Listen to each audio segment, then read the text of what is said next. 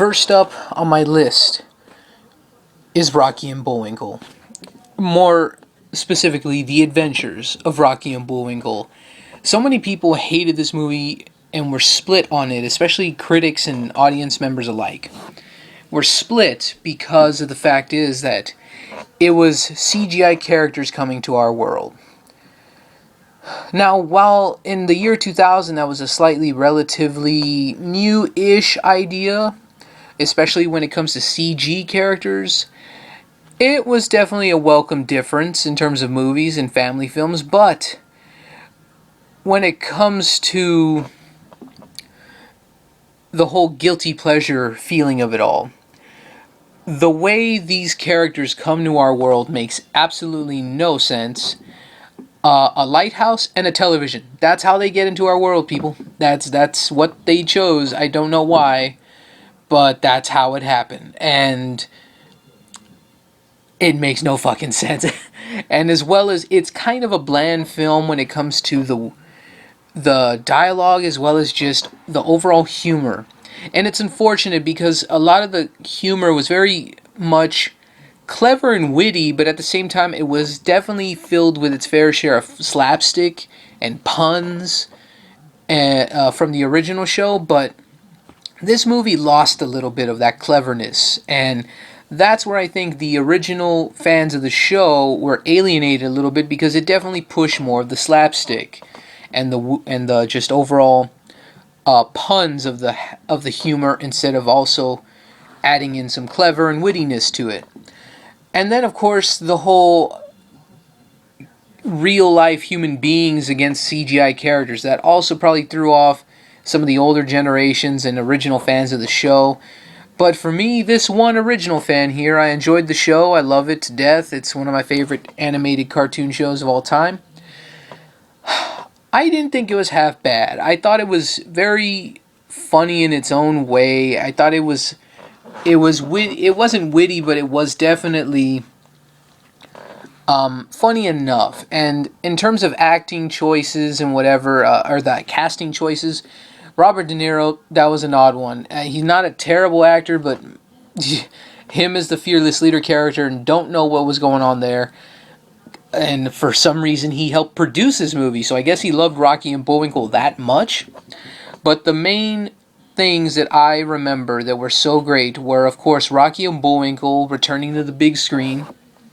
Or actually, this was their first big screen thing, I guess. Unless some of their cartoons were, of course, shown in a theater. But I don't think so, but I could be completely wrong on that. But anyways, this was their first feature-length big screen adaptation, and Rocky and Bullwinkle didn't change one bit. And that was definitely a good thing. They had their chemistry, and June Foray, the original voice of Rocky, came back. The actor who sadly passed away who voiced Bullwinkle, but the replacement actor, I don't know who he was, but I know he was spot on. He did an amazing job. And in terms of the cartoon character villains becoming human-looking characters, Jason Alexander and Rene Russo were perfect. I saw Boris and Natasha. I didn't see Jason Alexander or Rene Russo. I saw these characters, and if they ever bring a Rocky and Bullwinkle show back, it would be pretty fucking sweet if they got either one of them to come back, or maybe even better for both to come back and voice the characters in a revamped cartoon show. But I highly doubt it. Piper Perabo, she was the agent trying to help Rocky and Bullwinkle stop the villains in the film, but oh yeah, did I mention they're trying to turn people into vegetables? So there's a whole slew of reasons why. The blandness, the lack of clever and witty humor that the original show had, and of course the overall kind of casting choices and random spurts of slapstick that didn't quite work. There's a lot to not like about this film, but I put it low on the list because, of course, it is still enjoyed by people that were about my age watching it, and I think there's still original fans that enjoyed it as well.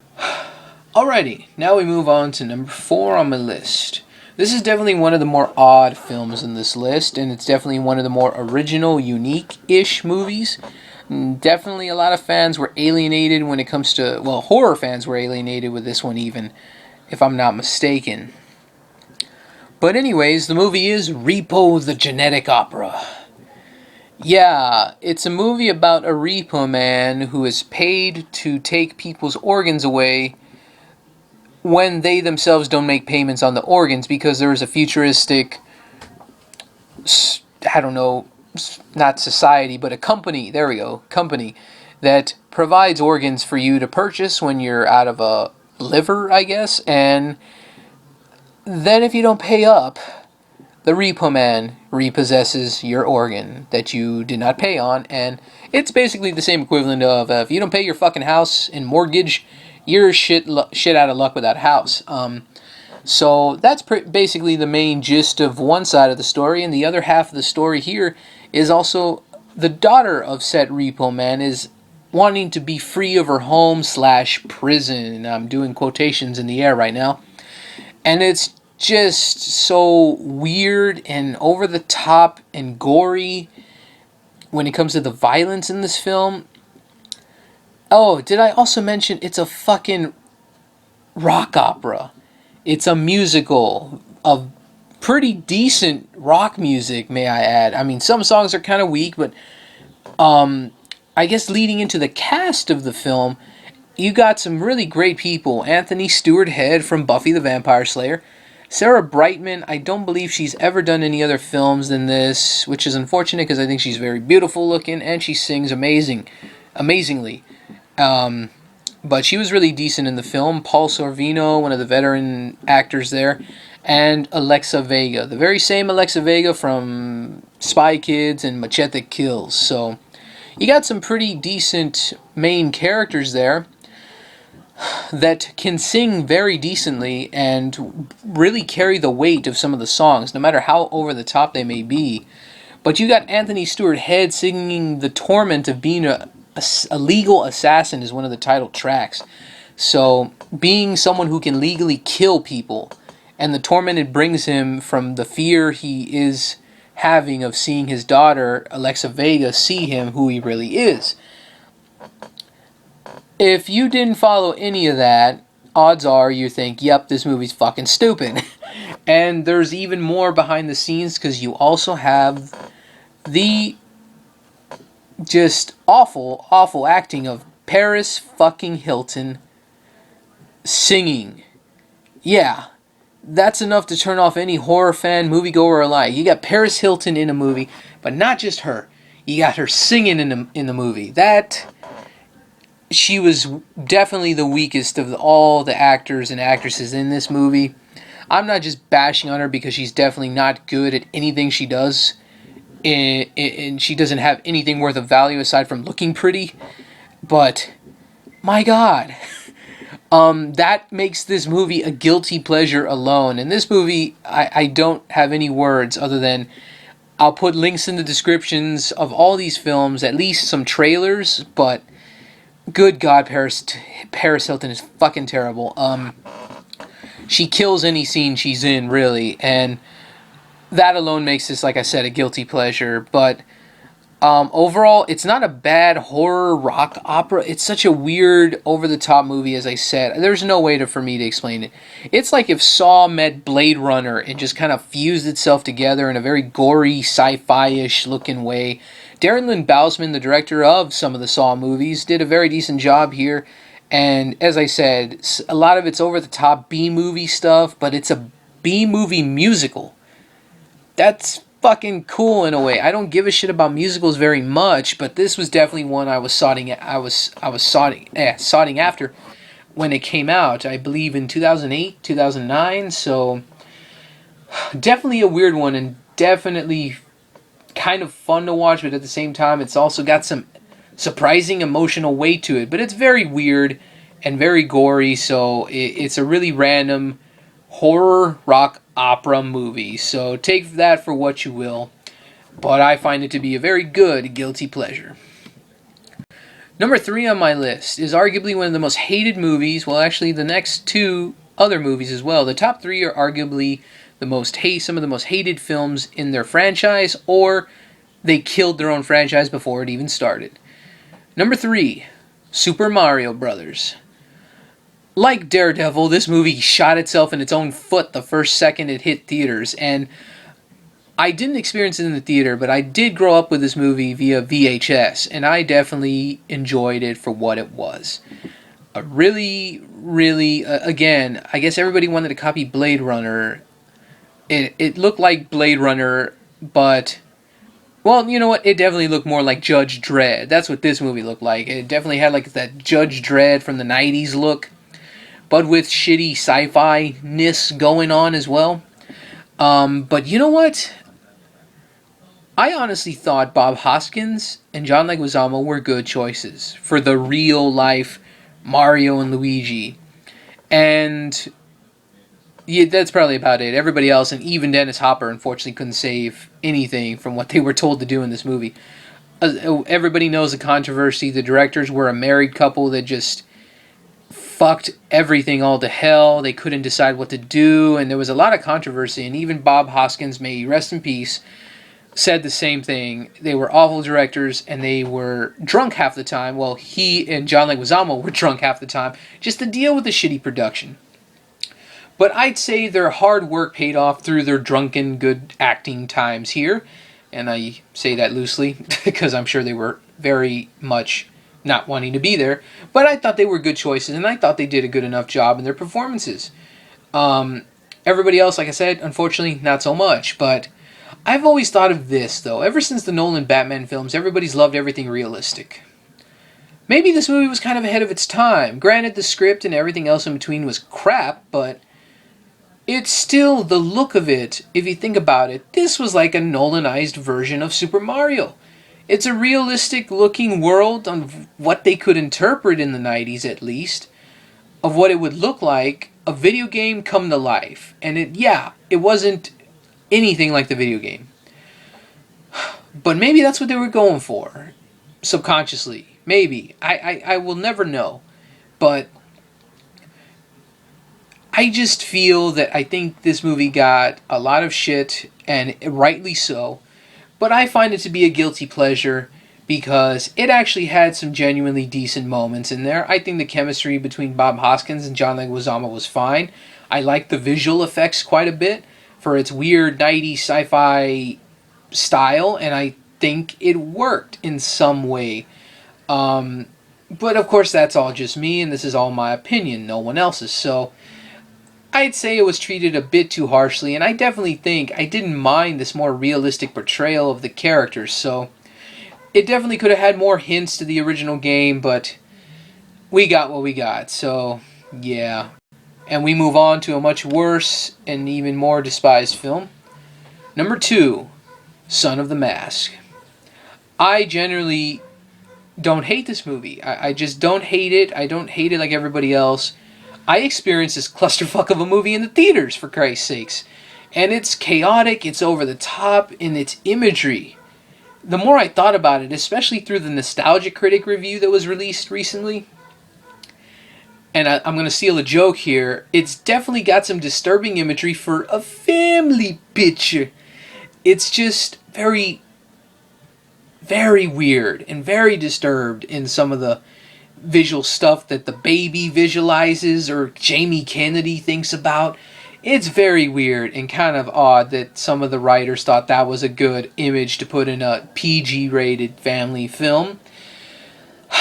But despite all that, the creepy baby and the the CGI and just the weird effects, a few things don't make me hate this film. And I know you may be thinking, what are you talking about, Anthony? What anything could this be considered good? And I think I've heard some of the special features. Yes, I went that far because I didn't hate this movie that much. They were really going for a live-action cartoon. A very disturbing one they ended up with, but that's what they were going for. People dressing in drag, a baby going crazy, and just constant lunacy and chaotic craziness. Much like a Tex Avery cartoon. And that's why they named the character of Jamie Kennedy Tim Avery. And that was the only similarities to a cartoon they could get, but I think they succeeded, kind of. Again, if only there was a better script, if only there was a better anything than what they ended up with. This movie would have probably not have been half bad if that's what they were going for, was a true live-action cartoon.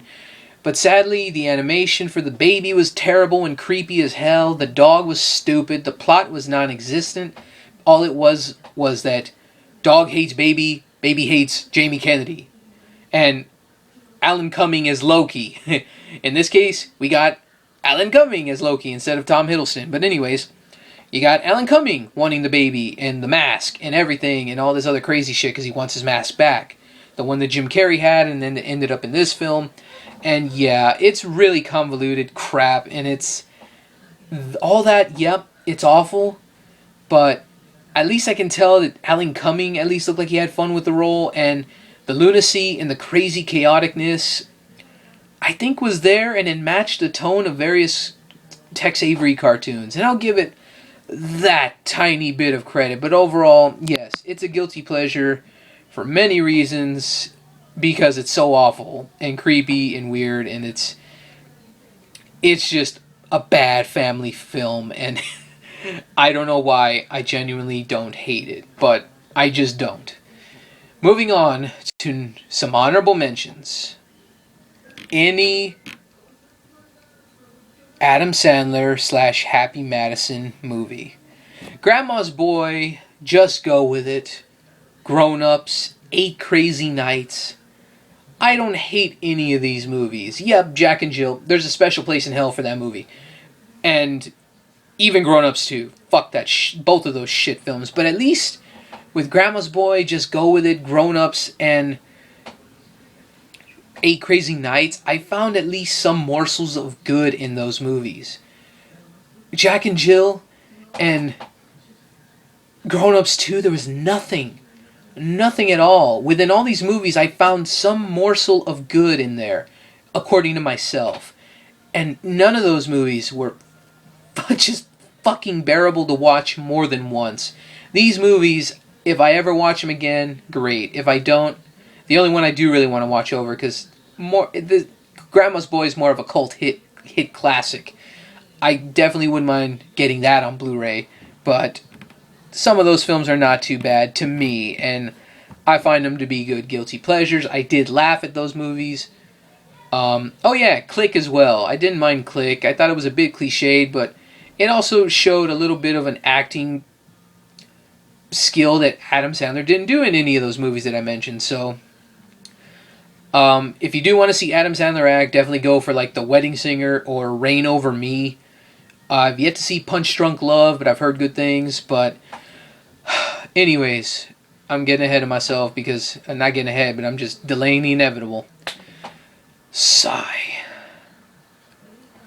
My number one favorite guilty pleasure, and dare I say it, and the only one I own as of right now on Blu-ray, because I'm waiting on Blu-rays on all of these. Well, I need to get Repo, because that's on Blu-ray. But anyways, Batman and Robin.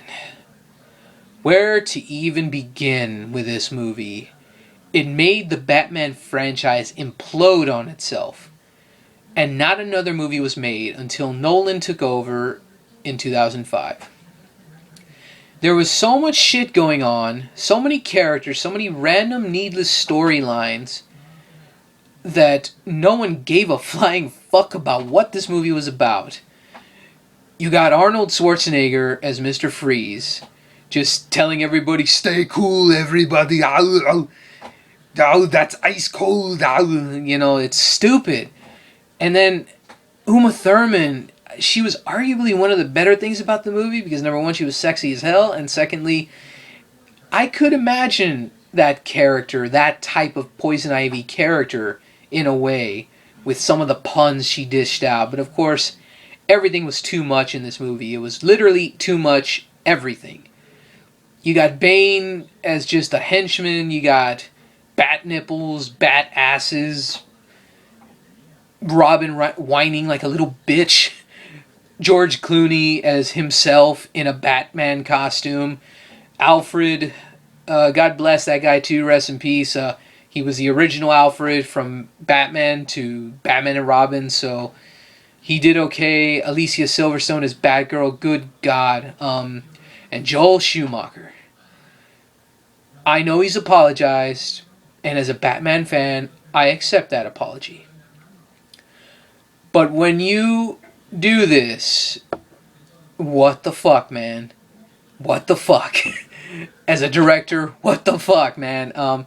All the campiness of the 60s series was basically brought back in this movie, but amped up to 300%, and it just made it all the more blech, and just everything was just awful. And that is why this movie is amazing. Amazingly bad. And it's just so bad that it's good. So, yeah, this is one of those rare movies. It's so bad it's good. I know there's a lot of movies out there, slowly but surely coming out of the woodwork. Just everybody's finding that movie.